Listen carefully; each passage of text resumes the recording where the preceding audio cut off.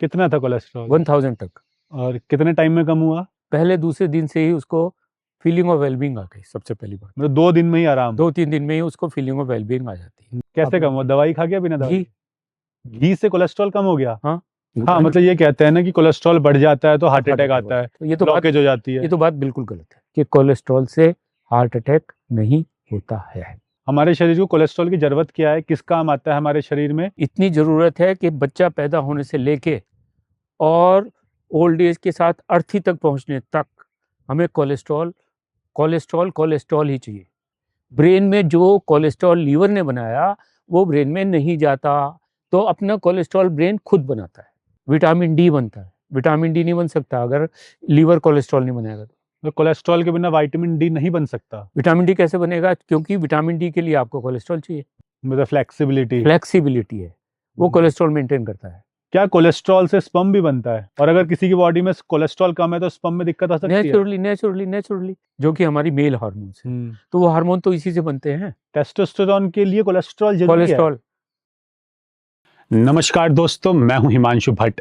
अगर आप भी कोलेस्ट्रॉल के डर में जी रहे हैं और आपको लगता है कि कोलेस्ट्रॉल के लिए दवाइयां खानी पड़ती है, बिना दवाइयों के ठीक नहीं होता और कई लोगों को तो जिंदगी भर दवाइयां खानी पड़ती है, तो आपके ये सारे डाउट आज इस वीडियो में दूर होने वाले हैं। और इस पूरे पॉडकास्ट को सुनने के बाद आपको ऐसा लगेगा काश ये इन्फॉर्मेशन आपको पहले किसी ने बता दी होती, तो आपका कोलेस्ट्रॉल ये चुटकियों में नॉर्मल हो जाता, दवाई नहीं खानी पड़ती, आपका हार्ट हेल्दी रहता और कोई ब्लॉकेज भी नहीं होती।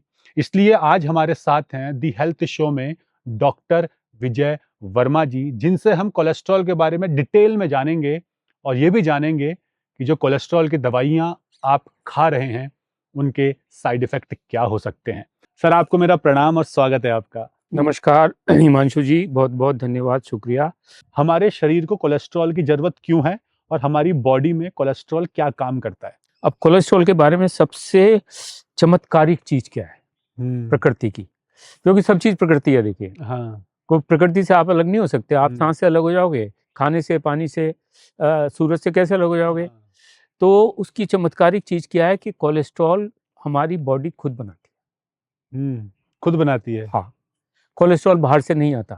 हम कहते हैं यूँ खा लिया कोलेस्ट्रॉल, हमने कोलेस्ट्रॉल खा लिया। कोलेस्ट्रॉल हम नहीं खाते हैं, हम फैट खाते हैं। ओके। तो फैट जो है वो जब फैटी एसिड में टूटता है, इंटेस्टाइन में छोटे छोटे मॉलिक्यूल बनते हैं, वो एब्जॉर्ब होते हैं। फिर वो लिपिड्स बनते हैं, जिसको हाई डेंसिटी लिपिड्स कहते हैं, लो डेंसिटी लिपिड्स कहते हैं, ट्राइग्लिसराइड्स होते हैं और वेरी लो डेंस।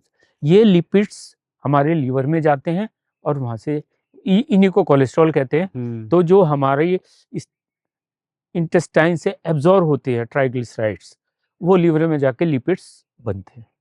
यही कोलेस्ट्रॉल है। तो प्रैक्टिकली कोलेस्ट्रॉल एब्जॉर्ब नहीं करते हम लीवर से उसको सिंथेसाइज करते हैं। तो हमारी बॉडी ही कोलेस्ट्रॉल बनाता है।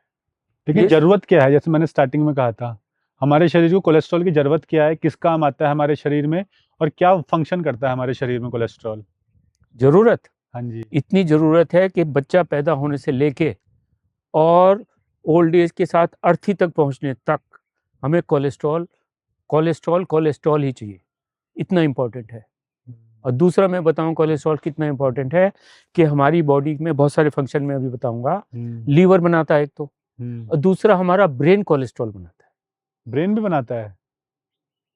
ये नया सुन रहा हूं मैं। मतलब हमारा ब्रेन कोलेस्ट्रॉल बनाता है। हमारा ब्रेन 60% कोलेस्ट्रॉल है, फैट है।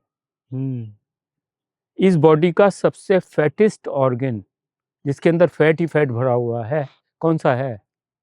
ब्रेन। ब्रेन। अगर ये मैं नहीं बोलता तो आप बोलते कि स्किन के नीचे फैट है, यहाँ फैट है, वहाँ फैट है, लेकिन ब्रेन में सबसे ज्यादा फैट है, दैट इज 60%। अब वो फैट कोलेस्ट्रॉल है ना, तो कोलेस्ट्रॉल हमारा जो एक ब्लड ब्रेन बैरियर है, मतलब ब्रेन के अंदर हमारा ब्लड नहीं जाता, तो वहाँ पे एक बैरियर है कि हमारे ब्लड के अंदर जो चीजें घूमती हैं वो ब्लड उसको, जैसे परमेबल मेम्ब्रेन होती है, वो उसको निकाल लेता है, लेकिन डायरेक्ट ब्लड अंदर नहीं जाता है। अच्छा। हाँ, CSF होता है, वो ही बनता है। और ये जो आर्टरीज और वेन का नेटवर्क है ब्रेन के चारों तरफ, उसमें ब्लड घूमता रहता है। जैसे हमारे घर के चारों तरफ सड़कें हैं तो वहाँ पे घूमते रहता है, ब्रेन को जितनी जरूरत पड़ती है वो निकाल लेता है। अच्छा। लेकिन उसमें भी ब्रेन जो है अपने दरवाजे कोलेस्ट्रॉल के लिए नहीं खोलता। ब्रेन में जो कोलेस्ट्रॉल लीवर ने बनाया वो ब्रेन में नहीं जाता, ये आप लोग भी समझ लो अच्छी तरह से। तो अपना कोलेस्ट्रॉल ब्रेन खुद बनाता है। तो ये इंटरेस्टिंग है। इंटरेस्टिंग नहीं है, यही तो सबसे बड़ा ये है कि जो जिसको आप सांप समझ रहे हो वो छोटी सी रस्सी है। अब ब्रेन के अंदर जो है जो फैट पहुंचता है वो ट्राइग्लिसराइड्स पहुंचते हैं, वो जो डायरेक्ट ले लेता है उसको, उसकी एनर्जी भी उसको इस्तेमाल करता है, कोलेस्ट्रॉल बनाता है। अब ये बनाने की तो दो चीज हो गई आपकी, लीवर हो गया और आपका ब्रेन हो गया। तो ब्रेन के अंदर जब कोलेस्ट्रॉल बनेगा तो वो कोलेस्ट्रॉल क्या करेगा, इतना इंपॉर्टेंट चीज है। जैसे आप किसी के हाथ का खाना नहीं खाते कि मैं तो अपना खाना भैया खुद बनाऊंगा, मुझे अपना न्यूट्रिशन मेंटेन करना, मुझे अपनी हेल्थ चाहिए। अब क्या करता है कि उसकी जो ब्रेन हमारा जो है एक नेटवर्क है, जैसे बहुत सारे तार है या कंप्यूटर का एक प्रोसेस, हाँ जी, उसी से हमारी दुनिया चल रही है। हाँ। तो ये जो इसके अंदर न्यूरॉन्स होते हैं, ये लंबे लंबे तार होते हैं, सेल्स होते हैं, उसके ऊपर एक लाइनिंग होती है, जैसे जो बिजली के तार जा रहे हैं उसके ऊपर रबड़ की लाइनिंग, उसको माइलिन शीट कहते हैं। माइलिन शीट वो शीट बनती है। उसके बाद में जो सेल की वॉल बनती है, जैसे ये मकान के दरवाजे, जो इसकी दीवार, अगर दीवार नहीं होगी तो क्या होगा, दीवार नहीं होगी तो सब खत्म है सर। तो इसकी ईंटों के बीच में जो सीमेंट आता है वो लाइपोप्रोटीन्स होती हैं, तो सेल स्ट्रांग बनते हैं। उनके अंदर जो कम्युनिकेशन होता है एक सेल से दूसरे सेल में, जो न्यूरोट्रांसमीटर से होता है, क्योंकि एक बहुत लंबी प्रोसेस है। अब मैं सोच रहा हूँ, उसके बाद मैं बोल रहा हूँ, तो इस सोचने और बोलने का जो थिंकिंग प्रोसेस है ये पूरी की पूरी एक इलेक्ट्रिक इम्पल्सेस के साथ चलती है, और हम एक ऑर्गेनाइज करके उसको इंटेलिजेंस के साथ बोलते हैं। तो ये जो पूरा सिस्टम है इसका जो हार्ड वो है, एक तो सॉफ्टवेयर हो गया जो थिंकिंग प्रोसेस, लेकिन जो हार्डवेयर है, जो उसकी नर्व्स हैं, उसके एक्सॉन्स हैं, माइलिन शीट है, उसके सेल्स हैं, उसके माइटोकॉन्ड्रिया में जो एनर्जीज है, जनरली एनर्जी ब्रेन को ग्लूकोज से मिलती है या ट्राइग्लिसराइड से मिलती है, तो फैटी एसिड से मिलती है उसको। तो वहाँ भी एक तरह से जैसे घी जलता है ऐसे ब्रेन के अंदर ही जलता है, उससे एनर्जी ज़्यादा अच्छी मिलती है। तो ये तो रहा ब्रेन। अब ये ब्रेन का कोलेस्ट्रॉल ने तो ब्रेन बना दिया। अब जो लीवर का कोलेस्ट्रॉल बन रहा है, वो लीवर का जो कोलेस्ट्रॉल बनेगा, जो भी जैसे टोटल जो आप देखते हो ना टोटल कोलेस्ट्रॉल, उसमें high density lipids, low density lipids, very low density lipids. तो लिपिड्स पहले बता दूं क्या है। हाँ जी, है ना, जिसको हम फॉस्फोलिपिड्स कहते हैं, जो कि वाल होती है। तो हमारे जैसे हम खाते हैं, खाने के बाद में ये फैटी एसिड्स में टूटते हैं। हाँ जी, टूटने वाले, तोड़ता कौन है उनको, एंजाइम्स होते हैं हमारे। वो एंजाइम्स के साथ में बैक्टीरिया होते हैं। हाँ जी, हमारे जो स्टमक में और इंटेस्टाइन में बैक्टीरिया हैं वो उसको तोड़ते हैं। ये फैटी एसिड्स बने, ये फैटी एसिड इंटेस्टाइन में एब्जॉर्ब होने के बाद ब्लड में आने से पहले ही वो लिपिड्स में कन्वर्ट होते हैं। लिपिड क्या है, एक तरह का प्रोटीन है, जो इसको ब्लड में एक स्थान से दूसरे स्थान में ले जाते, क्योंकि ये अपने आप तैर के नहीं जा सकते जो फैटी एसिड्स हैं। तो उनको अंदर जो कोर है ना, जैसे एक उसको ट्रांसपोर्ट, एक ट्रक चाहिए, उसको एक ले जाने वाला चाहिए, वो प्रोटीन होती है। इसलिए इसको लाइपोप्रोटीन कहते हैं। लाइपो मतलब फैट और प्रोटीन, इसे लाइपोप्रोटीन कहते हैं। तो वो high density lipoprotein, low density और वेरी लो। अब ये तीन तरह के बन गए। किसी कोई ज़्यादा इंजन जिसका तेज है, जो बड़ा ट्रक में जा रहा है, कोई छोटे ट्रक में जा रहा है, कोई रिक्शा में जा रहा है, या ऐसा समझ लो आप इसको। तो ये जब चीज़ें हमारी घूमती है तो पूरे शरीर का एक एक सेल की वाल बनती है।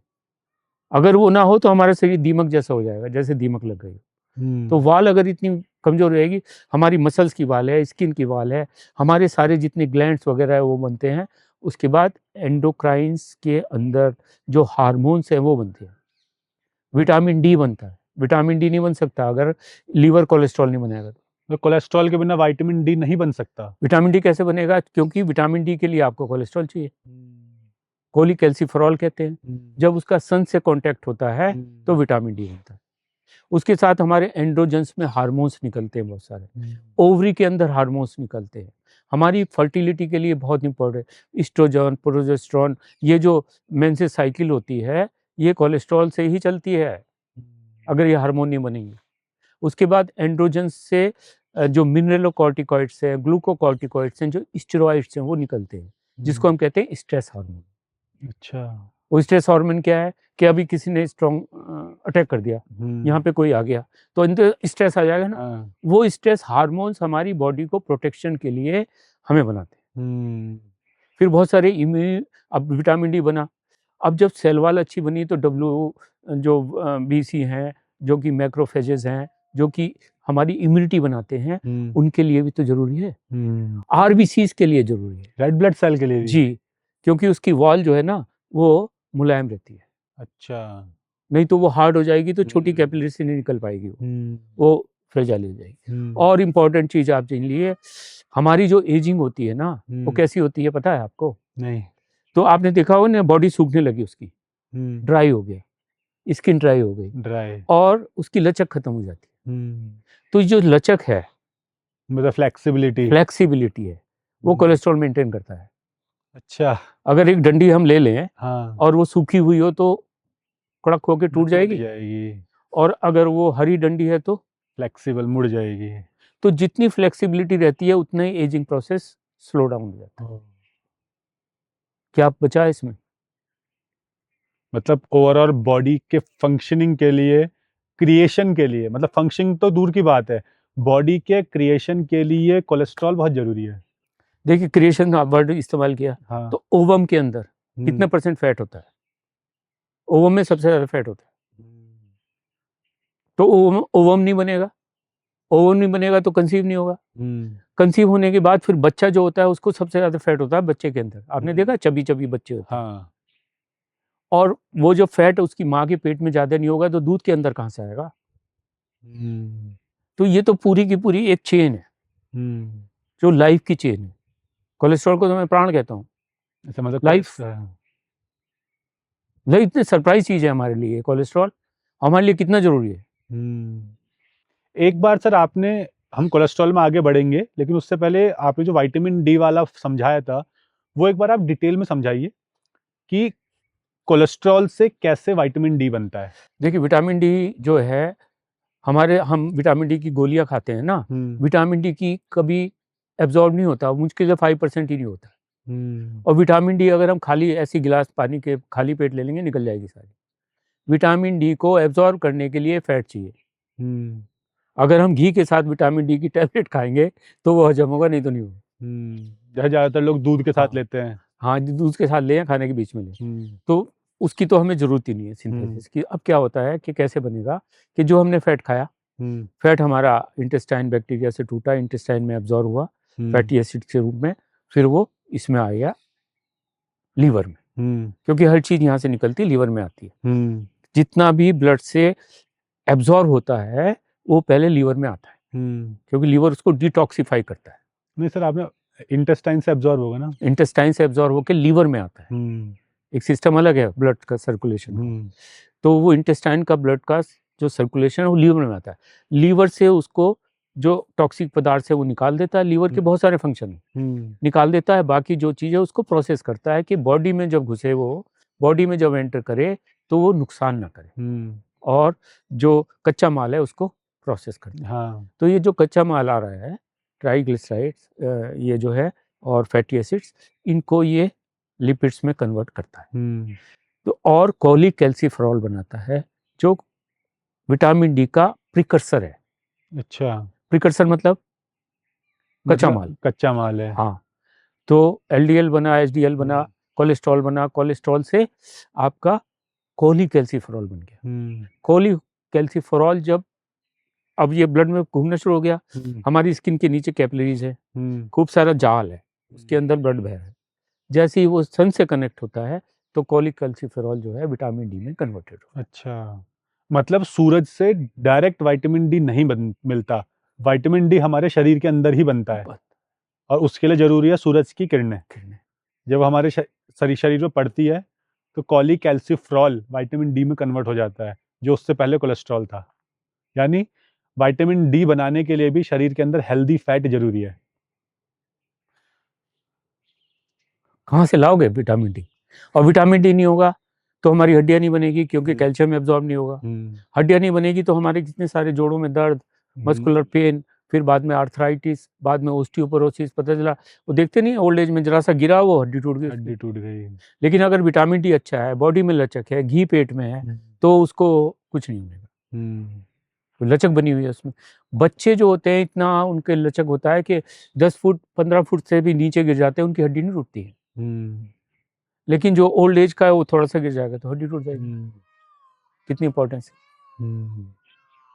ये भी है। और बताइए, मतलब इतना जरूरी है हमारे लिए कोलेस्ट्रॉल।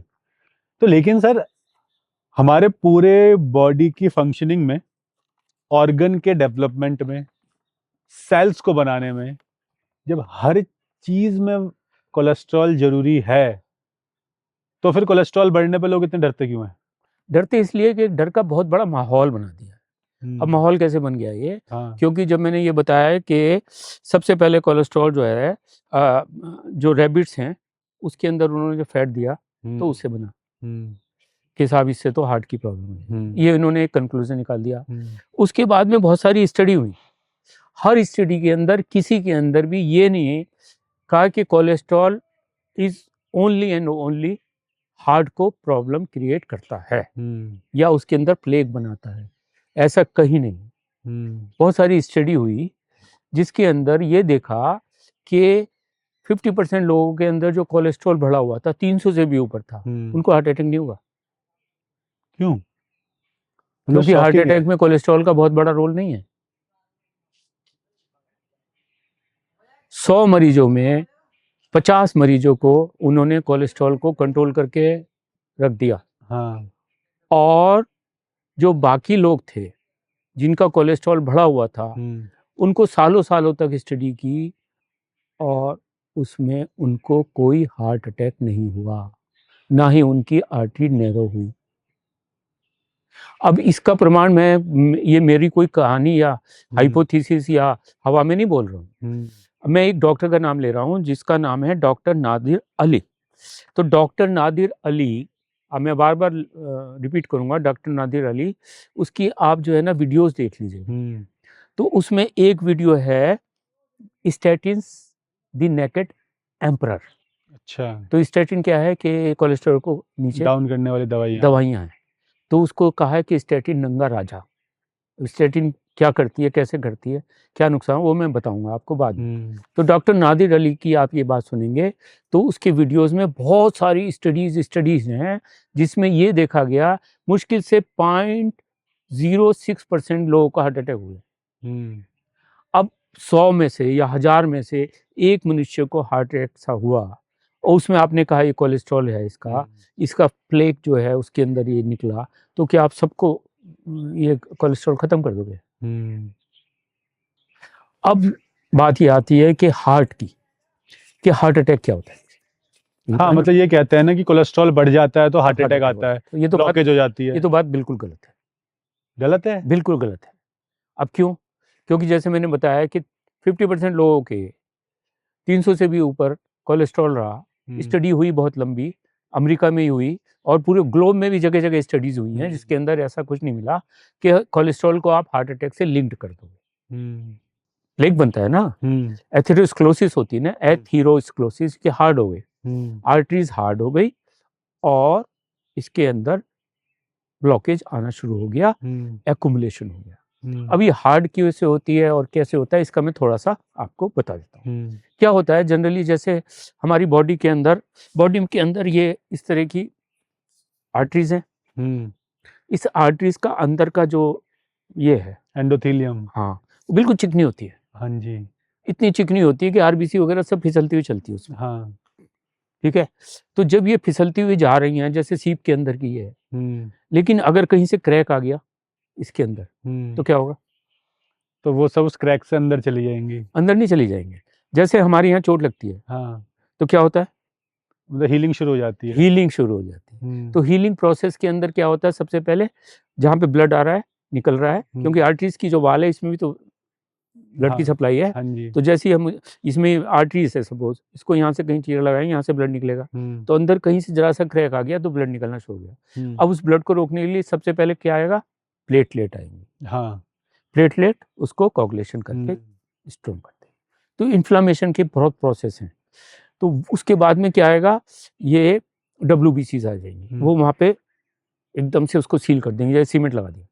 पहले तो प्लेटलेट ने आके उसको जैसे इपॉक्सी हाँ, वो लगा दिया, उसके बाद फिर सीमेंट लगा दिया, उसके बाद फिर और दूसरी चीज़ें आएंगी, फिर उसमें प्रोटीन्स आनी शुरू हो जाएंगी, फिर जो फाइब्रोजेंस जो होता है ना हार्ट टिश्यूज, वो बनने शुरू हो जाएंगे, और उसमें थोड़ा बहुत फैट का डिपोजिशन हो गया। अब जैसे खुरन जम जाता है, खुरन जम जाता है ना, समझ लो ऐसे ही खुरन इसके अंदर जम गया, और वो खुरन जब जम गया तो वो बढ़ जाता है, तो ल्यूमेन जो है कम हो जाती है।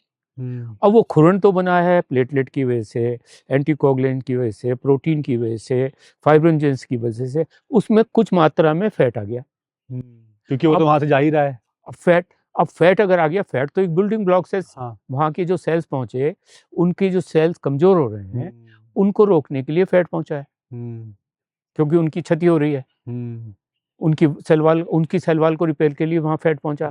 उस फैट को उन्होंने कह दिया कि यही कोलेस्ट्रॉल है जो खराब कर रहा है।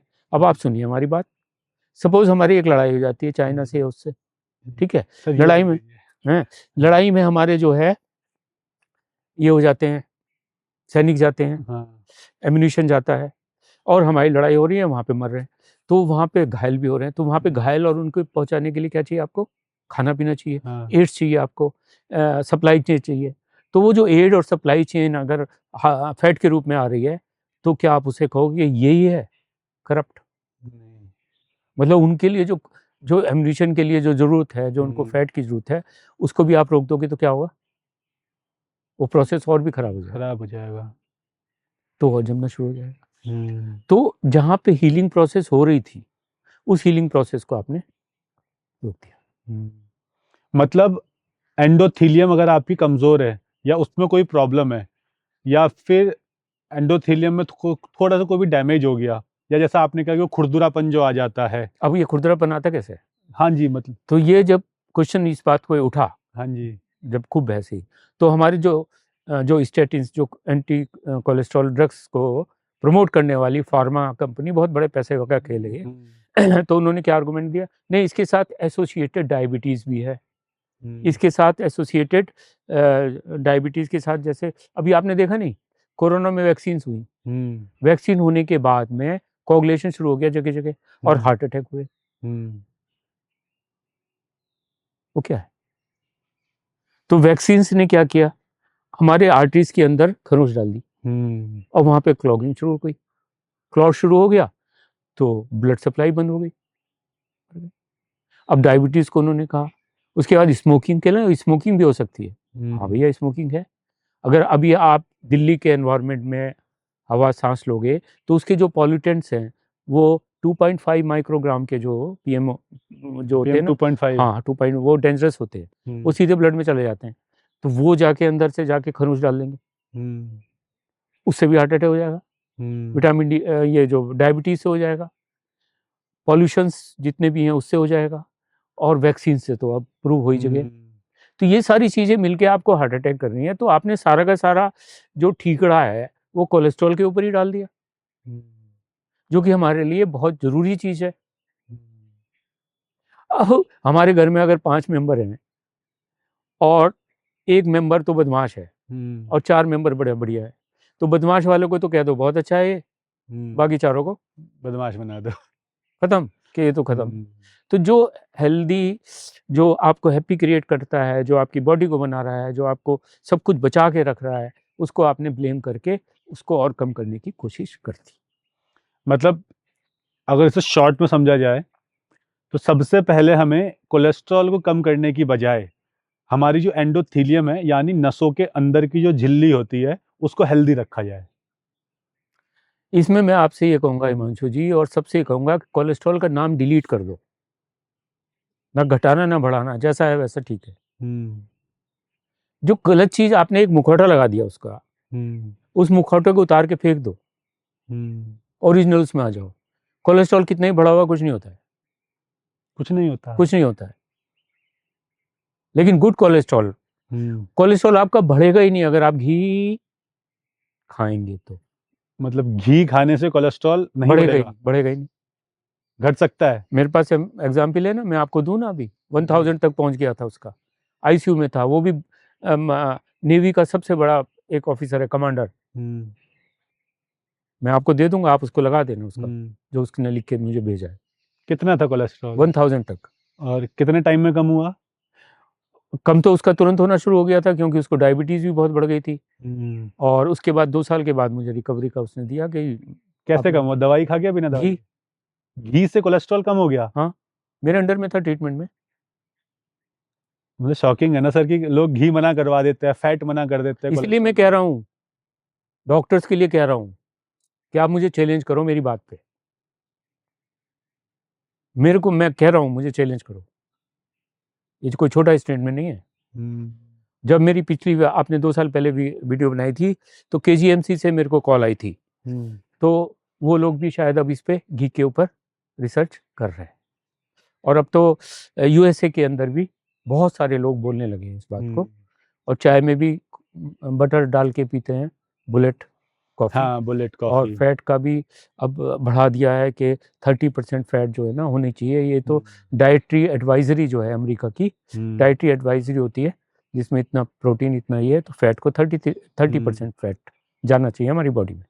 लोगों का टोटल कोलेस्ट्रॉल बढ़ा हुआ होता है कई बार, क्योंकि हमारी जो रिपोर्ट्स है उसमें 200 तक लोग नॉर्मल बताते हैं, 200 से ऊपर बढ़ा हुआ कहते हैं, जबकि कई लोग कहते हैं कि कोलेस्ट्रॉल 150 तक रहना चाहिए। लेकिन अगर किसी का टोटल कोलेस्ट्रॉल बढ़ा हुआ है और गुड कोलेस्ट्रॉल उसका कम है। अब यहाँ पे गुड और बैड का कोलेस्ट्रॉल का भी तो, ये भी एक बहुत बड़ा एक कंट्रोवर्शियल। हाँ, तो फिर आप यही समझा दीजिए, गुड कोलेस्ट्रॉल क्या है और बैड कोलेस्ट्रॉल क्या है? देखिए, जो इन्होंने अभी मॉडर्न ये चल रहा है कि high density lipids, high density जिसके अंदर प्रोटीन है ज़्यादा है, उसके ऊपर जो लिपिड्स हाँ, है ना, उसको गुड कोलेस्ट्रॉल बोल दिया। जो थोड़ी लो है डेंसिटी, जिसकी डेंसिटी मतलब प्रोटीन कम है उसमें, तो वो लो हो गया और वो वेरी लो हो गया। लेकिन हमारी जैसे किडनी के ऊपर ग्लैंड होती है, और हमारे ओवरी और ब्रेन इवन, तो यहाँ पे जो रिसेप्टर्स होते हैं वो एलडीएल के लिए होते हैं, अच्छा। लो डेंसिटी लिपिड्स के लिए होते हैं। इसका मतलब उनको एंड्रोजन हार्मोन बनते हैं वहाँ बनाने के लिए, जो ग्लैंड है उसके अंदर लो डेंसिटी लिपिड्स के रिसेप्टर है। मतलब जो खांचा बना हुआ है उसमें लो डेंसिटी मिलेगी। इसका मतलब low density lipids is very important. तो हम कैसे कहते हैं कि एलडीएल जो है वो खराब है? कोलेस्ट्रॉल ही खराब नहीं है तो एलडीएल क्यों खराब होगा? फिर वेरी एलडीएल, भाई ये तो एक चीज है, ये छोटा गिलास है, एक बड़ा गिलास है, एक उससे बड़ा गिलास है, भाई इतना ही तो फर्क है। तो छोटा गिलास जहाँ पे छोटी जरूरत है, बीच का गिलास जहाँ पे बड़ा गिलास बड़ी, कहीं एचडीएल जरूरत है, हाई डेंसिटी लिपिड्स, कहीं लो डेंसिटी लिपिड्स, कहीं वेरी लो डेंसिटी लिपिड, जहाँ पे जो खांचा फिट हो जाए। तो इसको हम खराब और अच्छा नहीं कह सकते। जब तक ये क्वेश्चन नहीं उठे थे आज से कुछ साल पहले, ये कहानी कोई ज़्यादा पुरानी तो नहीं है, 1960 से ही तो है कोलेस्ट्रॉल का और डाइटरी।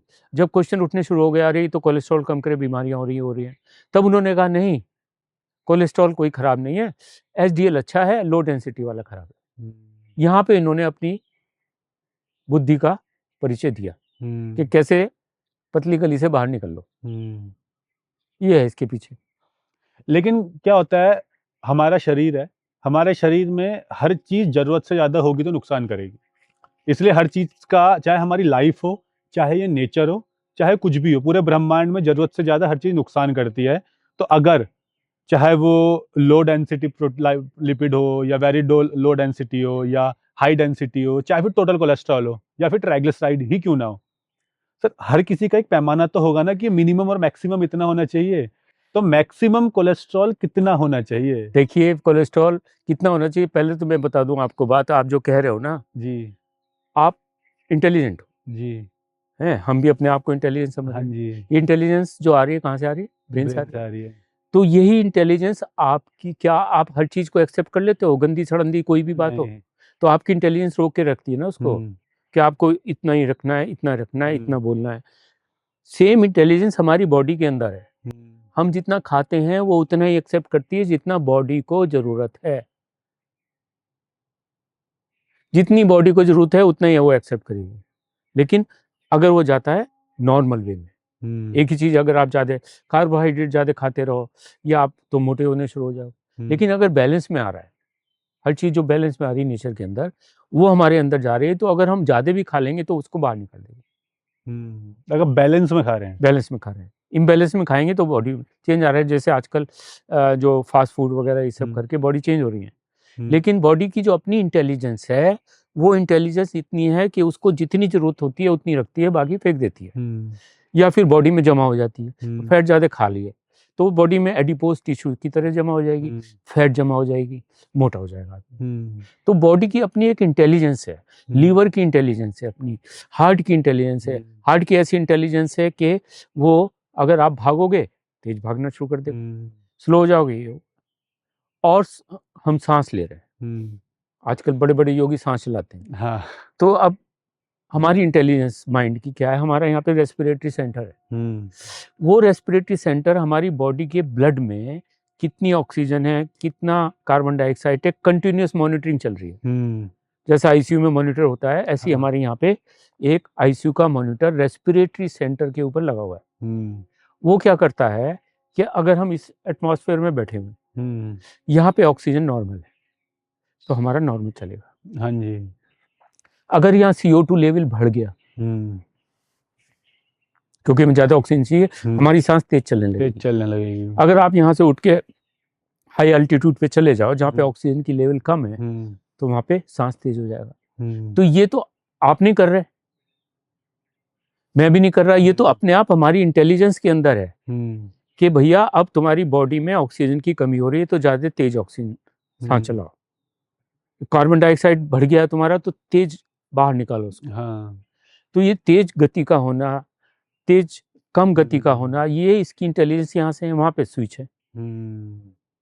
तो बॉडी का हर फंक्शन हमारा, हम ऑटो पायलट पे हैं, अपने आप ही सेट करता है।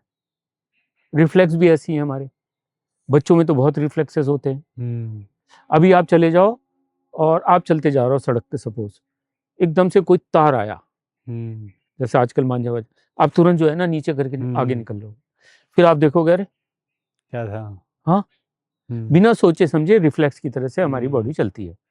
पीछे एकदम से खड़ा होगा, हम एकदम से भाग लेंगे, हम सोचेंगे नहीं, तो वो थिंकिंग प्रोसेस वहाँ कॉन्शियस तक पहुंचेगा ही नहीं, उससे नीचे नीचे ही सारी चीजें हल हो जाएंगी। ओके, तो ये वैसे ही काम करता है जैसे अभी हम बिल्कुल राजा जी, ये पूरा टाइगर रिजर्व है, तो हम बैठ के यहाँ पॉडकास्ट तो कर रहे हैं, लेकिन हमारे एक सेंस जंगल की तरफ है, कहीं कोई जानवर तो नहीं आ रहा। यस, तो ये इंटेलिजेंस जो है ये पूरे हमारी बॉडी का एक एक सेल के अंदर है। इंटेलिजेंस खाली ये बुद्धि नहीं है, हाँ, ये पूरी उसमें बुद्धि है। लेकिन सर आप इसमें मेरे को एक चीज समझा दीजिए। आपने कहा कि हमारी बॉडी की इंटेलिजेंस है, उसको जो चाहिए होता है वो उतना ही रखती है और बाकी सब निकल जाता है। लेकिन अगर हम कुछ चीज इम्बैलेंस तरीके से खा रहे हैं तो फिर वो डिपॉजिट होना शुरू हो जाता है। एक बार ये समझाइए, ये इम्बैलेंस तरीके से खाना क्या होता है जिस वजह से वो निकलता नहीं है बल्कि डिपॉजिट होने लगता है? देखिए, अभी हम लोग जो हमारी जो स्टेपल डाइट थी, दाल चावल है ना, सब्जी, हाँ, या फिर हमने चावल नहीं खाए तो रोटी खा ली, तो ये भी इतनी बैलेंस डाइट है।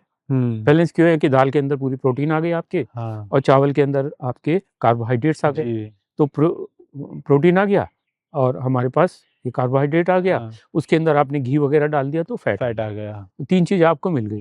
मिनरल्स विटामिन के लिए हमने सब्जी खा ली, सलाद खा लिया, फल खा लेते हैं, बैलेंस आ गया, फल खा लिया। तो ये अगर बैलेंस में हम चलता जाएगा। लेकिन अगर खाली हम चावल ही खाते रहें या हम पूरी कचौड़ी खाते रहें जो कि मैदा की बनी हुई है, जैसे आजकल बंद आ रहा है, केक आ रहे हैं, पेस्ट्रीज आ रहे हैं, शुगर डाइट आ रही है, फास्ट फूड आ रहा है, जंक फूड आ रहा है, तो वो क्या करेगी बॉडी, उसको जितना जरूरी है रखेगी, हाँ, और बाकी डिपॉजिट कर लेगी वो, इसलिए वो फैट होते चले जाएंगे। वही फिर फैटी लीवर में बदल जाता है, फैटी लीवर में बदलेगा, हार्ट के अंदर प्रॉब्लम होगी, एथेरोस्क्लेरोसिस बननी शुरू हो जाएंगी, वो अंदर इन्फ्लेम्ड हो जाएगी बॉडी, हमारे सारे ऑर्गन फेल होते चले जाएंगे एक के बाद एक। तो ये असंभव है ना ये। कि आप एक ही मशीन को एक ही फ्यूल से आप कैसे इस्तेमाल करते हैं, जबकि उसके लिए वो मल्टी फ्यूल के लिए बनी हुई है, तो उसकी तो सब कुछ चेंज होना शुरू हो जाएगा। तो लॉन्ग रन में शुरू में तो बड़ा अच्छा लगता है, आप सुबह शाम तो अपने बैठे हुए खा रहे हैं, टीवी देख रहे हैं, चिप्स आ रहे हैं, कभी ये आ रहा है, फ्रेंच फ्राइज आ रहे हैं, ये आ रहा है, तो लेकिन जहाँ 2-4 साल हुए मोटापा आना शुरू हो गया, बीमारी। अभी अमेरिका के अंदर ही 10 साल 15 साल के बच्चों में मोटापा हो गया, और ये फिनोमेना जो है ना पिछले 30 या 40 साल से हुआ है, हाँ। जब से कोलेस्ट्रॉल की थ्योरी आई है कि फैट बंद कर दो, तभी से हुआ। पिछली वीडियो में बताया था कि 1968 में ये एडवाइजरी जारी हुई थी, और 1970 पे मोटापा बढ़ना शुरू हो गया था। अभी 44% अमेरिकन जो है वो फैट हो गए। इंडिया में भी ये बात है। फिर डायबिटीज शुरू हो गई, फिर और दूसरी बीमारी। मतलब जो अमेरिका जैसे या डेवलप्ड कंट्रीज पूरी दुनिया में पतले होने की दवाइयां बेच रहे हैं, उन्हीं देशों के लोग सबसे ज्यादा मोटे हैं। सबसे ज्यादा मोटे हैं। तो मतलब एक तरीके का स्कैम है ये तो। बहुत बड़ा, बहुत बड़ा। इसीलिए मैं कह रहा हूँ डॉक्टर्स से कि आप इस पे चिंतन मनन कीजिए और हमें बताइए कि हम कहाँ गलत हैं।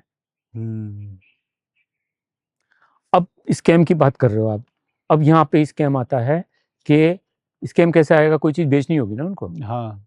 तो क्या चीज़ बिक रही है? कोलेस्ट्रॉल को कम करने की दवाई। पहले तो डरा दो कि इतना बढ़ गया, इतना बढ़ गया।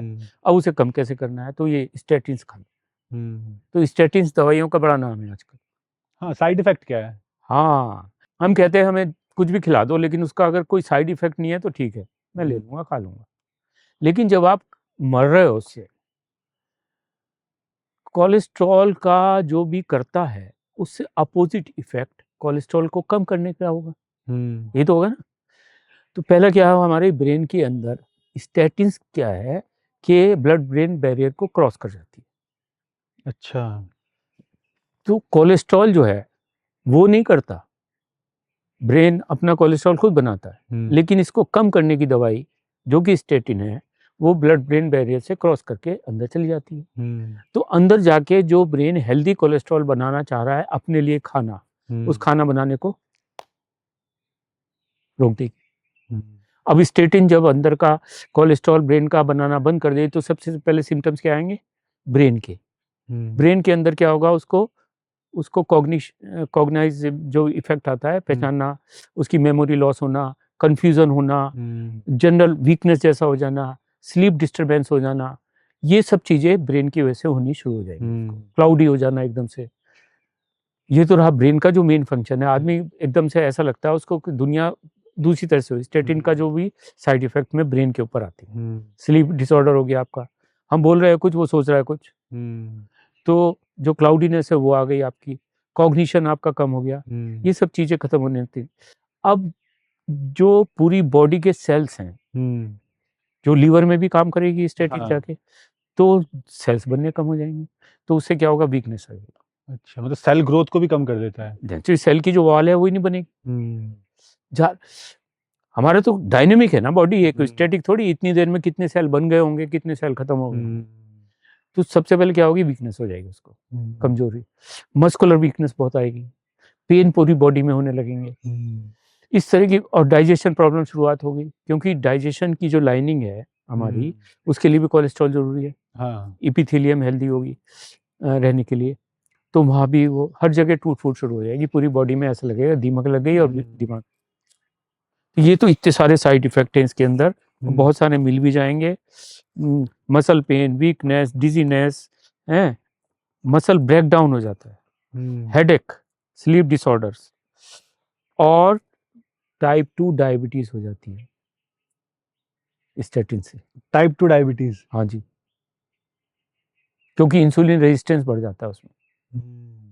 क्योंकि जो बताया ना, सेल वॉल के अंदर ही रिसेप्टर्स होते हैं जो कि हमारे बॉडी को एनर्जी देने के लिए जो शुगर्स होती हैं, मोनो शुगर्स, वो अंदर जाती हैं, तो वो दरवाजे बंद हो जाते हैं। हाँ। उसके लिए इंसुलिन बढ़ जाता है, बढ़ना पड़ता है। तो जब वहाँ पे तो जो शुगर है वो ब्लड में घूमनी शुरू हो जाएगी, उसका लेवल बढ़ जाएगा, तो डायबिटीज हो जाएगी। अब डायबिटीज को रोकोगे फिर उसके लिए दूसरी दवाइयाँ दोगे, उसके अलग साइड इफेक्ट होंगे। तो आपने एक शुरुआत कर दी, आग लगा दी, फिर उसमें और पेट्रोल डाल दिया, तो दूसरी दवाइयाँ शुरू हो गई। तो एक बार आप चक्कर में आ गए तो आपकी जो परिणति होगी वो आईसीयू में होगी। तो डायबिटीज हो गई उसकी। उसके बाद इसीलिए तो मैं कह रहा हूँ, दोबारा मैं आपको तिबारा बोल रहा हूँ, डॉक्टर नादिर अली, आप उसका एक वो लगा देना।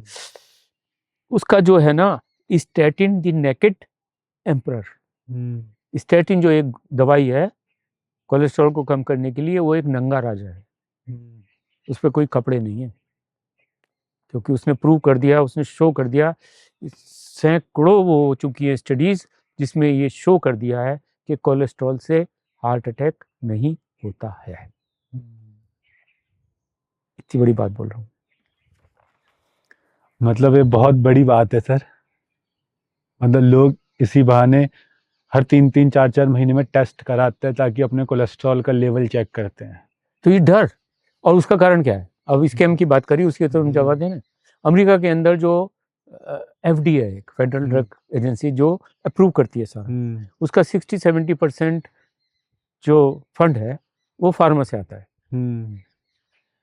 फार्मा कंपनीज जितनी है बड़ी बड़ी जो ये मेडिसिन बना रही है या वैक्सीन बना रही है, वो रिसर्च खुद करा रही हैं। रिसर्च के डॉक्टर उनके हैं, लैब उनकी हैं, यूनिवर्सिटी को फंड करते हैं जहाँ से होती हैं, हॉस्पिटल को फंड करते हैं, FDA को फंड करते हैं। एक स्टडी कर दी उसने 1000 उसकी कि इसको कोलेस्ट्रॉल दवाई देने से वो खाता रहेगा तो उसको 3 या 4 दिन की लाइफ बन जाएगी। सेम चीज हमने देखा कोरोना की वैक्सीन, कितना बड़ा स्कैम था। जितने लोग कोरोना में डेथ हुई हैं वो अधिकांश लोग या तो स्टैटिन्स खा रहे थे, एंटी डायबिटिक ड्रग्स खा रहे थे, जिनको उन्होंने कहा ये कोमॉर्बिडिटी है। कोमॉर्बिडिटी मतलब कोरोना से तो डेथ हुई, उसके साथ में दूसरी बीमारियां चल रही थी। अब जब दूसरी बीमारियां चल रही तो दवाई खा रही होगा, बीपी खा रहा होगा, शुगर की खा रहा होगा, कोलेस्ट्रॉल की खा रहा होगा, थायरॉक्सिन ले रहा होगा, तो उसके साथ में उन्होंने कह दिया कि ये इसलिए वैक्सीन लगा। इसलिए आपने देखा होगा कि कोरोना में जितनी डेथ हुई है शहरों में ज्यादा हुई है, गाँव में कम हुई है। गाँव में कम खाते हैं। तो ये तो इतना बड़ा ढक्कन है जिसके अंदर मतलब रिसीवर का ढक्कन खोल दिया मैंने। हाँ, लेकिन फिर भी सर होता है ना कि हमें अपने शरीर को मेंटेन रखना है, तो उस मेंटेनेंस के लिए एक इंसान जिसमें उसका, क्योंकि क्या होता है हमारी बॉडी के लिए सब कुछ जरूरी है, कोलेस्ट्रॉल भी जरूरी है, ट्राइग्लिसराइड भी जरूरी है, यूरिक एसिड जो हमारे शरीर में वो भी जरूरी है। मतलब हमारी रिपोर्ट में जितनी भी चीजें आती है वो सब कुछ हमारी बॉडी के लिए जरूरी है, बिल्कुल। लेकिन सब एक बैलेंस में होना चाहिए। इम्बैलेंस होगा तो शरीर गड़बड़ाने लगेगा। तो किसी इंसान को अपना शरीर बैलेंस रखना है, अपने लिपिड्स बैलेंस रखना है, कोलेस्ट्रॉल ट्राइग्लिसराइड बैलेंस रखना है, तो उसके लिए कैसी डाइट खाए? यस, ये आपने पहले भी अभी इससे पहले पूछा ना। हाँ जी। कि जो मैंने बताया कि हमारी जो डाइट है, दाल है, चावल है, उसके साथ में आपने सब्जी ले ली, ये बैलेंस डाइट हो गई। अब अमेरिकन जो डाइटरी वो है, वो क्या कहता है कि 30% जो कैलोरीज हैं वो फैट से आनी चाहिए। हाँ। 30% कैलोरीज फैट का मतलब ये है कि हमको जैसे 2000 कैलोरीज है हमारे डे टू डे लाइफ में जो मेहनत नहीं करते, और जो मेहनत करते हैं मजदूर हैं वो 2400, 2500 या 3000 तक कैलोरी, तो उनके लिए और ज़्यादा चाहिए। तो अगर हम 2000 मान के चले तो 650 कैलोरी हो गई 30% के करीब, 6-18, 5-15, और 30% कैलोरीज के लिए अगर हमको घी खाना है तो कम से कम कितना हो गया, 9 कैलोरीज जो है, अगर 650 को 600 को 9 से डिवाइड करोगे तो 10-12 चम्मच घी आपको डेली 50 से 60 ग्राम सुबह से शाम तक। कितने लोग 50 से 60 ग्राम घी खाते हैं? हार्डली 1%। 1%, और उसमें डरते हैं वो। पहले घी पीते थे भाई, आप लोगों को याद होगा, आपके हमारे बाबा जी, दादाजी घी पीते थे, थाली में एक कटोरी में घी अलग से रखा। हम लोग आते आते तो वो चम्मच में आ गया, फिर रोटी में जरा सा चुपड़ दिया, जरा सा उसमें डाल दिया। पहले तो खूब घी पीते थे, 70-80 साल तक, 90 साल तक जीते थे, कुछ भी नहीं होता था, बॉडी फिट रहती थी। तो इतना तो अब USA, अब हम उसी को फॉलो कर रहे हैं ना, हमारे वेस्टर्न उसको। वो खुद कह रहे हैं कि 30% होना चाहिए फैट की इनटेक। तो ये कोलेस्ट्रॉल कैसे आ गया बीच में? इसको कौन ले आया? ये पूरा का पूरा जो आपने कहा था ना, स्कैम है। स्कैम है। स्कैम है। अब पूरी दुनिया भी स्कैम से फंसी हुई है। तो प्रकृति को समझो। अगर देखो हर चीज वात पित्त और कफ बैलेंस है, वही तो 3 गुण होते हैं ना। हाँ जी। आयुर्वेद का सिद्धांत है। तो अगर ये आ रही है प्रोटीन के साथ में, आपका कफ आ रहा है, आप कार्बोहाइड्रेट जो आ रहा है वो वायु आ रहा है, और जो घी आ रहा है वो पित्त आ रहा है, अग्नि। तो ये तीनों चीज बैलेंस होके आएंगे। इसलिए 30% उन्होंने इसको रेट दिया। तो जो यहाँ कह रहा है आयुर्वेद, वही यूएसए कह रहा है, वही तो सेम चीज कह रहा है। लेकिन रिसर्च उसके वो डॉक्टर्स का दिमाग घुमाया हुआ है। अब मुझे पता है कि जो डॉक्टर्स मेरे कोलीग्स सुन रहे होंगे मेरी बात को, वो इस चीज को समझ रहे होंगे। हाँ। वो जानते हैं इस चीज को, अंदर से जानते हैं। और मैं कहता हूँ जैसे बोल रहे हो तो आप भी बोलना शुरू कर दो। लेकिन आप इसको ना सर थोड़ा और पॉइंट टू पॉइंट बता दीजिए, क्योंकि क्या होता है ना, जब भी कोई वीडियो सुन रहा होता है तो हर कोई चाहता है कि हमको ना बिल्कुल पॉइंट टू पॉइंट बात पता चले और एकदम क्या खाना है क्या छोड़ना है। तो क्या होता है ना सर, आजकल लोग बहुत वीडियोस देखते हैं, तो कोई बताता है कि आप ये चीज़ ये डाइट ले लो, कोई कहता है ये वाली डाइट ले लो, कोई कहता है आप फैट लो, तो फैट के लिए भी बहुत सारे ऑप्शंस दे देते हैं। कोई कहता है दूध पियो, कोई कहता है दूध मत पियो, कोई कहता है शुगर खाओ, कोई कहता है नहीं शुगर मत खाओ। तो लोग ना कंफ्यूज हो जाते हैं।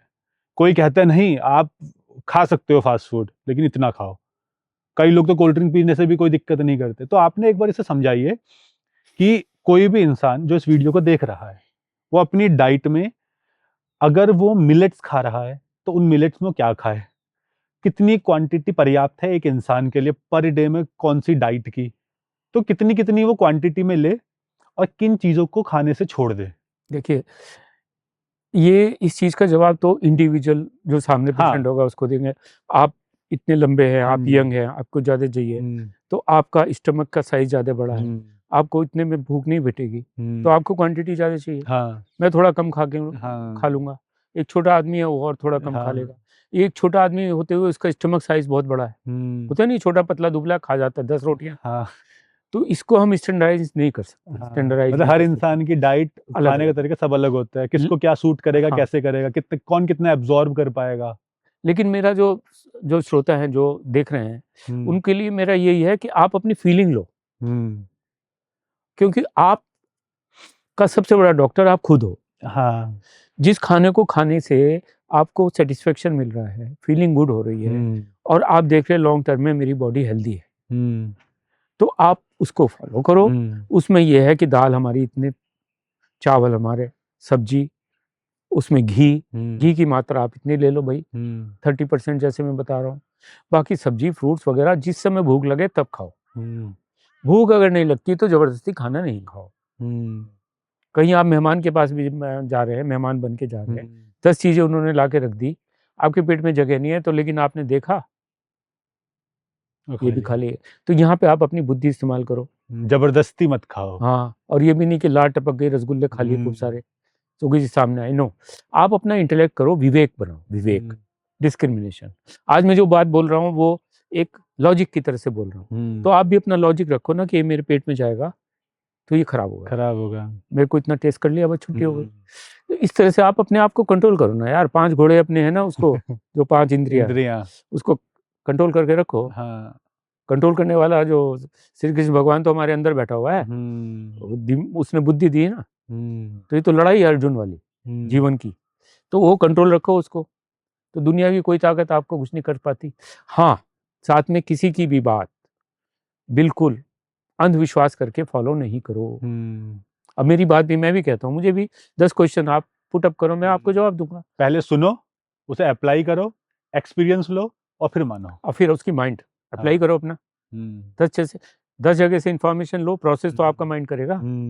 आप यूट्यूब पे ये बोल रहा है वो बोल रहा है, सब कुछ सुन लो, उसके बाद आप हमारी बात भी सुन लो, और हमारा लॉजिक समझ में आता है तो उसको फॉलो करो, नहीं आता तो हमसे क्वेश्चन पूछो। उसमें मैं कहूँगा आप हमको क्वेश्चन पूछ के हमें बताओ कि नहीं यू आर रॉन्ग पर्सन, दो कमेंट में, हम कहते हैं आप कमेंट लिख दो। लेकिन सर आज आप 70 प्लस की आपकी एज है, तो आप उस एक्सपीरियंस से बताइए किसी भी इंसान को, चाहे कोलेस्ट्रॉल हो, ट्राइग्लिसराइड हो, कोई सी भी समस्या हो, कौन सी चीजें नहीं खानी चाहिए? देखिए कौन सी चीज़ नहीं खानी चाहिए, बहुत ज़्यादा प्रोसेस होके आ रही है ना, बहुत ज़्यादा एक के बाद एक होके आ रही है, तो वो नहीं खानी चाहिए। जितना नेचर के साथ संबंधित होता है, रॉ होता है, रॉ में भी ये है कि आग के ऊपर तो पकी होनी चाहिए, हैं, बहुत ज़्यादा ये नहीं। अभी क्या है, अभी हम खाना बनाते हैं कुकर में, वही खाना अगर आप हंडिया में बनाओ तो उसका स्वाद ही अलग होता है। वही दाल अगर आप 20 लीटर में उबालते उबालते जब वो 1 लीटर रह जाए, वो पहले होता था खाना सुबह ही 9 बजे खाना रख दिया, वो पक रहा है, हल्की 12 आंच एक पे बजे रख दिया हल्की है, आँच में रख 4-5 दिया, घंटे उबलता तक। गया, तो उसका स्वाद अलग होता है, उसके अंदर वो आ जाते हैं, न्यूट्रिशन लॉस नहीं होता उसका। लेकिन एक बहुत जल्दी से बना दिया, तो इस चीज़ को ध्यान रखना है, टेस्ट के ऊपर मत जाओ बिल्कुल। ये देखो कि मेरे को अंदर जाके फीलिंग कैसे हो रही है। अभी जैसे हम लोग ये आटा वगैरह बंद कर रहे हैं, हम लोग हमारी जो डाइट है, घी ये जो चीनी है वो बंद कर दिया, दूध भी बंद कर दिया, और कार्बोहाइड्रेट कम कर दिए, तो आटे को हमने दूसरे आटे आ गए, जैसे गेहूं का आटा नहीं लेना। गेहूं का आटा ले बहुत कम, क्योंकि उसमें बहुत ज़्यादा प्रॉब्लम हो गई, ग्लूटेंस वगैरह हो गई। तो रागी, जौ, ज्वार, जई, बाजरा, बेसन, मक्का, चना, मोटा अनाज, इतने सारी चीज़ें हैं। कोई पूरी बनाओ, पराठा बनाओ, उसकी रोटी बनाओ, खीर बनाओ, बाजरे की कितने सब एक से एक चीज़ें हैं। जितने इंडिया में है उतने तो कहीं पूरे वर्ल्ड में भी नहीं। मिलेट्स आप बहुत इंपॉर्टेंट है, जिसके मतलब मोटा अनाज, मिलेट्स चावल की जगह, जो भी कादरवली का नाम लूंगा, जिनको पद्मश्री मिला है, तो उसके अंदर फाइबर होते हैं, कार्बोहाइड्रेट कम होता है, वो चावल सबसे बेस्ट चावल है। 4-5 तरह की जो मिलेट्स है, तो मिलेट्स खाइए, दालें खूब खाइए, बाकी जितना पेट भरे उतना खाइए, उससे ज़्यादा मत खाइए। एंजॉय कीजिए लाइफ को, और चलते फिरते ऐसा लगे कि हमारा शरीर हल्का है, हल्का है। आपको खुद ही महसूस हो जाएगा कि आज मैंने ये खाया और आज मैंने नहीं खाया। तो नहीं खाने का भी एक बहुत बड़ा डाइट है, दैट इज फास्टिंग। मतलब जब हमें पता होना चाहिए कब और कितना हमें खाना है और क्या खाना है। मतलब आज के टाइम पे मुझे जो लगता है सबसे ज़्यादा चैलेंजिंग हर इंसान के लिए ये हो रहा है, कब, क्या और कितना खाना है। तो ये चीज़ जो है ना वो आराम से आ जाएगी, इसीलिए अपना इंटेलेक्ट यूज करना है। उसमें एक फास्टिंग बहुत इंपॉर्टेंट है, इंटरमिटेंट फास्टिंग। और फास्टिंग के ऊपर आपको पता है 2016 में एक जापानी साइंटिस्ट हैं, उनको नोबेल प्राइज मिला है फास्टिंग के ऊपर। हाँ जी, जबकि शुरुआत तो हमारे यहाँ से हुई है। हमारे यहाँ तो लंघम परम औषधन, मतलब लंघन जो है, आपने खाने को लांघ दिया, नहीं खाना खाया, वो सबसे बड़ी दवाई है। तो वो साइंटिस्ट ने 1-2 पन्ने का उसकी रिसर्च थी, जिस पे उसको नोबेल प्राइज मिला है 2016। आज उसको 9 साल हो गए इस बात को, लेकिन और उसने प्रूव कर दिया कि फास्टिंग से हमारे जो टॉक्सिन्स हैं वो हमारी बॉडी खुद खा जाती है। बॉडी हमारी टॉक्सिन्स को खा जाती है, और बॉडी हल्की फीलिंग होती है, सब कुछ अच्छा हो जाता है फंक्शन। और उसने प्रूव कर दिया, उसको नोबेल प्राइज भी मिल गया। लेकिन हमारा WHO, वर्ल्ड हेल्थ ऑर्गेनाइजेशन या कोई भी संस्था ऐसी नहीं बताती डॉक्टर्स को कि आप अपने प्रोटोकॉल पे फास्टिंग करो। कोई डॉक्टर कहता है आप फास्टिंग कर दो? नहीं, मतलब कम ही कहते हैं। वो तो कहते हैं कि आपको बॉडी को हेल्दी रखना है तो खाना तो पड़ेगा। तो फास्टिंग बहुत इंपॉर्टेंट है। हमारी बॉडी वो होती है, जैसे होते हैं फॉर्मेट हो जाती है, हर चीज एकदम से फर्स्ट क्लास हो जाती है। मतलब रात के खाने रात का खाना बंद कर दो, 1-2 दिन रात का खाना ना खाओ, अगले दिन सुबह देखो कितनी फीलिंग वेलबींग होती है। या फिर रात के खाने और सुबह के नाश्ते के बीच में 12 से 15 घंटे का गैप रखो। हाँ, वो जितना भी आपसे हो सकता है। और अगले दिन जब आपको भूख लगेगी, जब आप खाना खाओगे तो उसका स्वाद ही बहुत टेस्ट होगा, जैसे भी मिलेगा वही खा लोगे। तो मतलब ये सब है। एक चीज मैं आपसे स्टार्टिंग में पूछनी भूल गया था, जब आपने ये बताया था कि कोलेस्ट्रॉल की हमारे बॉडी में फंक्शनिंग क्या है और किन किन चीज़ों में काम आता है, तो आपने ओवरी का जिक्र किया था, लेकिन मैं ये भी जानना चाहता हूँ, क्या कोलेस्ट्रॉल से स्पर्म भी बनता है? और अगर किसी की बॉडी में कोलेस्ट्रॉल कम है तो स्पर्म में दिक्कत आ सकती है? नेचुरली भैया, कोलेस्ट्रॉल जब पूरी सेल की वॉल को बनाता है, जब ओवरी में इतनी जरूरत है LDL है, ऐसी हमारे टेस्टिस में जरूरत है। टेस्टिस में टेस्टोस्टेरोन जो कि हमारी मेल हार्मोन्स है, तो वो हार्मोन तो इसी से बनते हैं। टेस्टोस्टेरोन के लिए कोलेस्ट्रॉल जरूरी है? और लोग टेस्टोस्टेरोन बूस्टर लेते हैं। तो जितने एंड्रोजन्स ये हार्मोन्स हैं, ये इन सब के लिए जरूरत है, उसके लिए वहां पे LDL जरूरत है। मतलब कोलेस्ट्रॉल की कमी आपको इनफर्टाइल कर सकती है? घी की कमी से इनफर्टिलिटी हो रही है अभी। ले आए आप IVF और ये सब। तो इसमें ये भी जानना चाहूँगा, हमने घी पे एक अलग वीडियो बनाया है, तो इस वीडियो को देखने वाले जितने भी लोग हैं वो घी क्या फ़ायदेमंद है, कैसे काम आता है, उसके लिए घी वाला वीडियो देख सकते हैं जो कोलेस्ट्रॉल से पहले हमने बनाया। लेकिन आप ये भी इस वीडियो में थोड़ा और क्लियर कीजिए, जब हमारे शरीर को कोलेस्ट्रॉल बनाने के लिए फैट की ज़रूरत है, फैट तो बहुत सारी चीज़ों से मिल सकता है। फैट हम मक्खन खा सकते हैं, फैट के लिए हम दूध पी सकते हैं, फैट के लिए हम ड्राई फ्रूट्स खा सकते हैं, नट्स खा सकते हैं, यहाँ तक कि कुछ फ्रूट्स में भी होता है। और जो भी भोजन हम कर रहे हैं उसमें किसी ना किसी मात्रा में थोड़ी-थोड़ी क्वांटिटी में फैट तो होता ही है। तो फिर उस फैट को लेने के लिए, कोलेस्ट्रॉल हेल्दी रखने के लिए या हेल्दी कोलेस्ट्रॉल के लिए घी ही क्यों ज़रूरी है? देखिए घी जो है ना वो कई तरह से आता है। यहाँ पे ये आता है सैचुरेटेड फैट और अनसैचुरेटेड। हाँ। तो जो हमारे जितने वेजिटेबल ऑयल्स हैं, वेजिटेबल ऑयल्स मतलब जो हमारे सीड से आते हैं, और एक एनिमल फैट है जो कि हमारे एनिमल से निकलता है। तो जो घी है वो एनिमल फैट है। तो घी जो निकलता है वो जो गाय खाती है, हाँ। गाय पत्तियां खाती है, उसके अंदर सेलुलोज है, वो उसकी बैक्टीरिया उसको प्रोसेस करते हैं, उस सेलुलोज से ये बना देते हैं फैटी एसिड। वो उसकी बॉडी में जाता है, वो उसके दूध में जाता है, वहां से हम घी निकालते हैं। तो प्रैक्टिकली नेचर से प्रोसेस होके आ रहा है। उसमें सैचुरेटेड भी है और अनसैचुरेटेड भी, बैलेंस है। लेकिन जो इससे आ रहा है हमारा वेजिटेबल ऑयल, वो वेजिटेबल है, उसके अंदर सारा का सारा अनसैचुरेटेड, मेनली अनसैचुरेटेड। उसके अंदर कुछ सीड्स बहुत अच्छे हैं और कुछ नहीं अच्छे। जैसे कैनोला जो है ना, मक्का का जो होता है तेल, और सोयाबीन इवन, और इसमें बस ऑलिव ऑयल है वो थोड़ा सा बेटर है। एवोकाडो भी थोड़ा सा बेटर है। एवोकाडो अच्छा हाँ। है। मूंगफली का तेल ठीक ठाक है, सरसों का तेल बहुत बढ़िया है। तो ये जो हमारे ओरिजिनल तेल है, लेकिन वो भी अगर सारा हम वही खा लेंगे अनसैचुरेटेड, तो वो भी हमको नहीं फायदा करेगा। मतलब एक तरीके से देखा जाए, जो भी भोजन, चाहे वो दाल हो, सब्जियां हो, तेल हो, मसाले हो, जो भी भोजन हमारे पूर्वज करते आ रहे हैं जिस फॉर्म में, वही फॉर्म हमारी बॉडी के लिए सबसे ज्यादा हेल्दी है। नेचुरली। तभी तो शतायु भव कहते थे ना, 100 साल जियो। अभी तो ये कहते हैं एजिंग प्रोसेस बढ़ गया, हमारा एज बढ़ गया, लेकिन अब ये की जो एज है वो तो आधा अधूरा जीवन जी रहे हैं। हाँ। आधा अधूरा जीवन, ये कोई जीवन है कि आप रोज सुबह उठ के गोलियां खा रहे हो? फ्री माइंड नहीं है, फ्री हेल्थ नहीं है।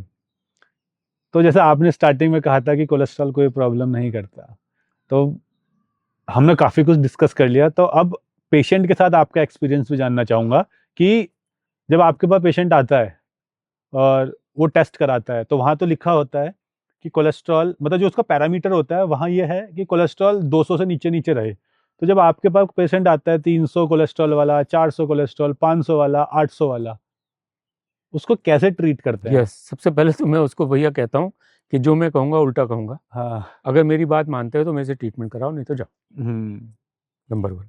नंबर 2, डर निकालो कि ये लेवल कितना हुआ। तो क्या करोगे आप कि अपनी फीलिंग दे दो। अगर आप ये कह रहे हो हिमांशु जी कि यार मेरे को तो कुछ नहीं है, मैं तो ठीक ठाक हूँ, हाँ। लेकिन ये रिपोर्ट में ये आई, तो मैं आपकी बात को फॉलो करूँगा। If you are feeling okay, healthy, don't worry about that. तो चाहे 250 हो जाए, 300 हो जाए, 400 हो जाए, वो कुछ चिंता नहीं। और फिर आप देखोगे, जब आप फिर मेरी डाइट फॉलो करोगे, जो भी हम बताते हैं, हर एक की अलग अलग है, किसको कितने मटेरियल चाहिए, तो उसके हिसाब से आप देखोगे अरे 15 दिन में तो मेरे को इम्प्रूवमेंट आने लगा, तो आपका कॉन्फिडेंस बढ़ जाएगा। कॉन्फिडेंस बढ़ जाएगा तो बस you will follow whole life the same thing. तो आपने अभी तक अपने मेडिकल करियर में सबसे ज्यादा बढ़ा हुआ कोलेस्ट्रॉल का पेशेंट कितने कोलेस्ट्रॉल का देखा है? 1000 बताता रहा हूँ मैं, इसका आपको रिटर्न दूंगा, आप इसमें लगा देना। 1000? और वो आईसीयू में था बंदा, और वो जो है ना एथलीट भी रहा था, लेकिन घी नहीं खाता, तो उसकी मसल्स जो है ना ऐसी हो गई, फाइब्रस हो गया मसल्स, जो उसके अंदर इन्फ्लामेशन होते होते डायबिटीज खूब बढ़ गई, इंसुलिन खूब लेना शुरू किया। उसके बाद तबीयत ठीक नहीं हुई, तो वो वहाँ के कोचीन के अंदर एडमिट था।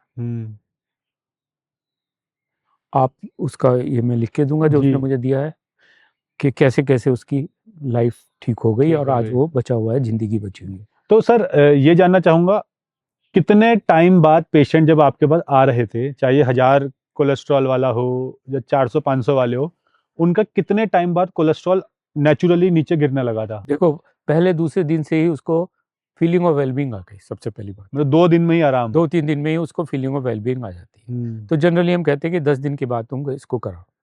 तो 10 दिन में उसको पैरामीटर नॉर्मल की तरफ बढ़ते हुए मिलते हैं, मतलब विद इन 10 डेज। मेडिसिन से भी नहीं होता कई बार ऐसा? हो ही नहीं सकता ना मेडिसिन से, कैसे हो सकता है?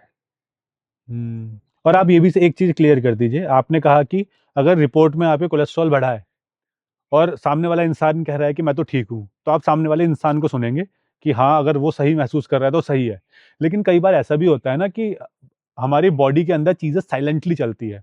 जैसे कोई इंसान है, कोई सिम्टम नहीं था, कुछ नहीं था, पूरा हेल्दी था, लेकिन हार्ट अटैक आया, मर गया। बिल्कुल हेल्दी था, ब्रेन स्ट्रोक हुआ, मर गया।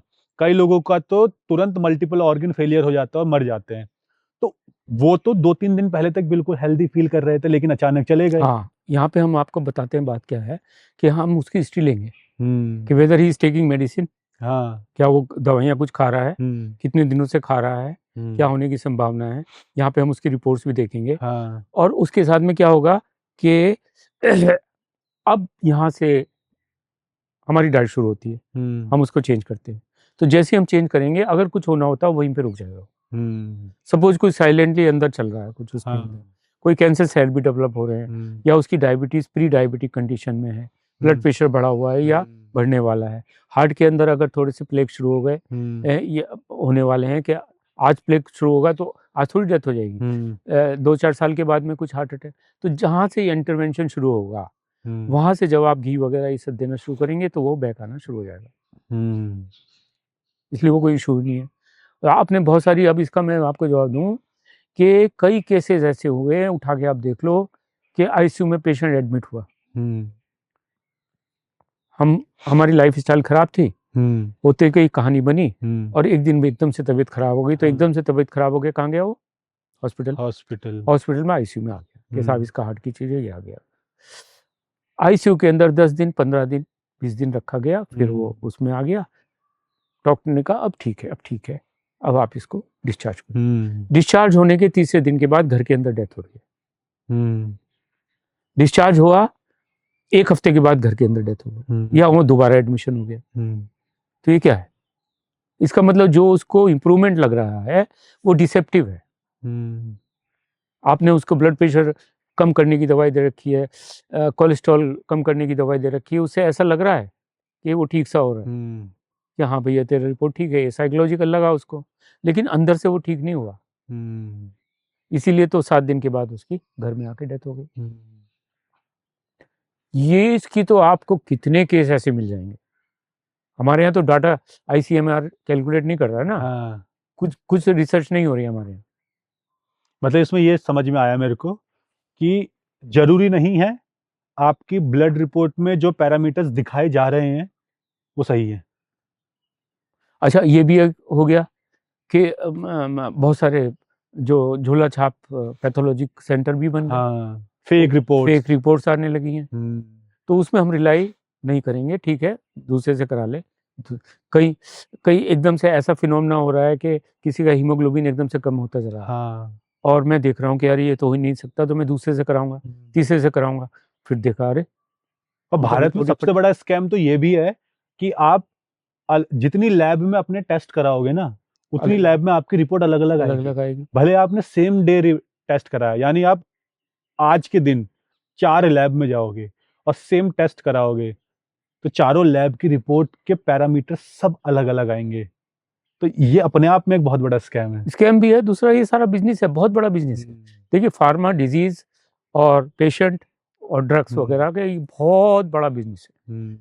अब ये है कि अब 4 पैथोलॉजी लैब हैं उनके पास जो रखे हुए हैं रीजेंट्स, किसी का एक्सपायर हो गए उससे टेस्ट कर रहा है, किसी के पास कम है आवागमन, मतलब इनकम, तो उसको खींच रहा है, कोई अपने से जगह दूसरे को दे देता है खाली कमीशन। तो उस सब में तो हम नहीं पढ़ते, हम तो ये पढ़ते हैं कि जो भी सुन रहा है वो अपने आप को कैसे ठीक रखे, और इंसान अपना डॉक्टर खुद है, सबसे बड़ा बस। और सत्य को पहचानने की कोशिश करो, हर चीज की बाल की खाल निकालो। कि ये क्यों है, ये क्यों है, ये क्यों है। बहुत लोगों ने वैक्सीन नहीं लिया कोरोना की, आज वो फ्री हो गए। और कुछ कोरोना का डर दिखा के वैक्सीन लगाने, वहां भी डर का खेल है। डर ही तो था। तो डरो मत, लास्ट में यही है कि कोलेस्ट्रॉल से डरो मत, बिल्कुल मत डरो एट ऑल, फ्री माइंड हो जाओ।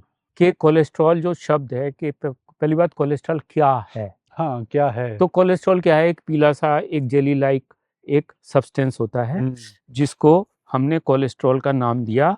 और करीब 1700 ईस्वी में जो हमारे गाल स्टोन मिलते थे ना, 1700 ईस्वी की बात कर रहा हूँ मैं, तो आपसे आज से समझ लो 300 साल पुरानी बात है।